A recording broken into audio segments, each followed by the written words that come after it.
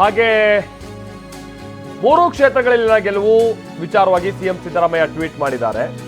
ವಿಪಕ್ಷಗಳ ನಿರಂತರ ಅಪಪ್ರಚಾರ, ಸುಳ್ಳು ಆರೋಪವನ್ನ ಮೆಟ್ಟು ನಿಂತು ನಾವು ಸಾಧಿಸಿರುವಂತಹ ಈ ಗೆಲುವು ಇದೆಯಲ್ಲ, ಇದು ದಿಗ್ವಿಜಯವಾಗಿದೆ ಅನ್ನುವಂತ ಹೇಳಿದ್ದಾರೆ. ಏನು ಟ್ವೀಟ್ ಮಾಡಿದ್ದಾರೆ? ವಿಧಾನಸಭಾ ಉಪಚುನಾವಣೆಯಲ್ಲಿ ಕಾಂಗ್ರೆಸ್ ಪಕ್ಷದ ಅಭ್ಯರ್ಥಿಗಳಿಗೆ ಮತ ನೀಡಿ ಆಶೀರ್ವದಿಸಿದ ಶಿಗ್ಗಾವಿ, ಸಂಡೂರು, ಚನ್ನಪಟ್ಟಣದ ಮತದಾರರಿಗೆ ನನ್ನ ಪ್ರೀತಿಪೂರ್ವಕ ಧನ್ಯವಾದಗಳು.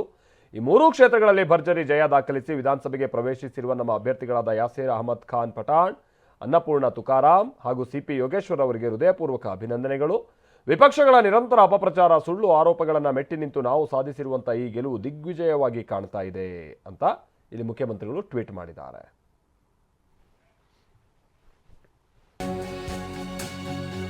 ಹಾಗೆ ಚನ್ನಪಟ್ಟಣ ಉಪಚುನಾವಣೆಯಲ್ಲಿ ನನ್ನ ಗೆಲುವು ಇದೆಯಲ್ಲ, ಇದನ್ನ ನಿರೀಕ್ಷೆ ಮಾಡಿದ್ದೆ. ಸಿಪಿ ಯೋಗೇಶ್ವರ್ ಅವರು ಹೆಚ್ಚು ಕಡಿಮೆ 30,000 ಮತಗಳ ಅಂತರದಲ್ಲಿ ಗೆಲುವಿನ ನಿರೀಕ್ಷೆಯಲ್ಲಿದ್ದರಂತೆ. ಸ್ವಲ್ಪ ಕಮ್ಮಿ ಆಗಿದೆ, ಆದ್ರೂ ಪರವಾಗಿಲ್ಲ, ಗೆದ್ದಿದೀವಲ್ಲ ಅನ್ನೋ ಮಾತನ್ನ ಹೇಳ್ತಾ ಇದ್ದಾರೆ. ನಿಖಿಲ್ ಸೋಲುವ ಮೂಲಕ ಜೆಡಿಎಸ್ ಅಂತಿಮ ದಿನಗಳನ್ನ ಎಣಿಸ್ತಾ ಇದೆ. ಎಚ್ ಡಿ ದೇವೇಗೌಡರನ್ನ ಜನ ತಿರಸ್ಕರಿಸಿದ್ದಾರೆ, ಅವರ ಸ್ವಾರ್ಥ ಇತ್ತು ಇದರಲ್ಲಿ ಅಂತ ಸಿಪಿ ಯೋಗೇಶ್ವರ್ ಟೀಕೆ ಮಾಡಿದ್ದಾರೆ. ದೇವೇಗೌಡರು ಅವರ ರಾಜಕೀಯ ಜೀವನದಲ್ಲಿ ಈ ಒಂದು ಸಂಧ್ಯಾ ಕಾಲದಲ್ಲಿ ಮೊಮ್ಮಗನ್ನ ಗೆಲ್ಸ್ಕೊಂಡ್ಬರ್ತೀನಿ ಅಂತೇಳಿ ತೊಡೆ ತಟ್ಟಿ ಅವರು ಶಪಥ ಮಾಡಿದ್ರು. ನಾನು ಮೊದಲೇ ಹೇಳಿದ್ದೆ, ದೇವೇಗೌಡರು ಒಂದು ದೈತ್ಯ ಶಕ್ತಿ ಅಂತೇಳಿ.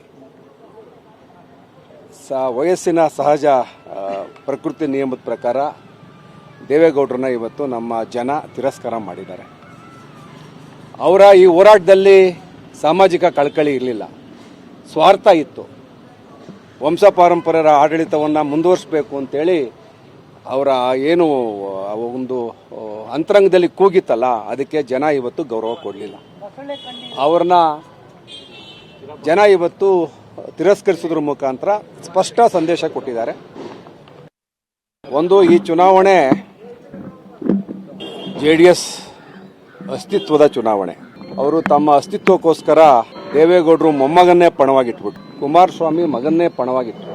ಆದರೆ ಈ ಚುನಾವಣೆಯಲ್ಲಿ ನಿಖಿಲ್ ಕುಮಾರಸ್ವಾಮಿ ಸೋಲುವುದರ ಮುಖಾಂತರ ಆ ಪಕ್ಷ ಅಂತಿಮ ದಿನಗಳನ್ನು ಎಣಿಸ್ತಾ ಇದೆ ಅಂತ ಹೇಳಲಿಕ್ಕೆ ನಾನು ಘಂಟಾಘೋಷವಾಗಿ ಹೇಳಕ್ಕೆ ಇಷ್ಟಪಡ್ತೀನಿ. ನಮ್ಮ ರಾಜ್ಯಾಧ್ಯಕ್ಷ BJPಯ ವಿಜೇಂದ್ರ ಹೇಳ್ತಾರೆ, ಬ್ಯಾಟ್ರಿ ವೀಕ್ ಆಗಿದೆ ಅಂತ ಗೊತ್ತಾಗ್ತಾ ಇದೆ ಅಂತೇಳಿ ನಿಖಿಲ್ ಕುಮಾರಸ್ವಾಮಿ ಅವರ ನಾಮಪತ್ರ ಸಲ್ಲಿಸುವಾಗ ಅವರು ಮಾತಾಡ್ತಾರೆ. ನಾನು ಹೇಳ್ತೀನಿ, ಮಿಸ್ಟರ್ ವಿಜೇಂದ್ರ ಮತ್ತು ಯಡಿಯೂರಪ್ಪನವರೇ, ನಿಮ್ಮ ಬ್ಯಾಟ್ರಿ ವೀಕ್ ಆಗಿದಾಗ ಚಾರ್ಜ್ ಮಾಡಿದವನು ನಾನು. ನೀವು ಸೋತ್ ಮೂಲೆ ಗುಂಪಾಗಿದ್ದಾಗ ರಾಜಕೀಯವಾಗಿ ನಿಮ್ಮ ಅಸ್ತಿತ್ವ ತಂದುಕೊಟ್ಟವನು ನಾನು. ಇವತ್ತು ನಿಮ್ಮ ಷಡ್ಯಂತ್ರದಿಂದ ನಾನು ಇವತ್ತು NDA ಬಿಡಬೇಕಾಗಿ ಬಂತು. ನೀವು ಪಿತೂರಿ ಮಾಡಿ ನನ್ನನ್ನು ಹೊರ ಹಾಕಿದ್ರಿ, ಆದರೆ ನನ್ನ ಜನ, ಕಾಂಗ್ರೆಸ್ ಪಕ್ಷ ನನ್ನನ್ನು ಕೈ ಬಿಡಲಿಲ್ಲ. ದೇವೇಗೌಡರು ಕೂಡ ಗೌರವಯುತವಾಗಿ ಇದರಿಂದ ನಿರ್ಗಮನ ಮಾಡಬೇಕು, ಅವರು ವಿಶ್ರಾಂತ ಜೀವನವನ್ನು ಮಾಡಬೇಕು.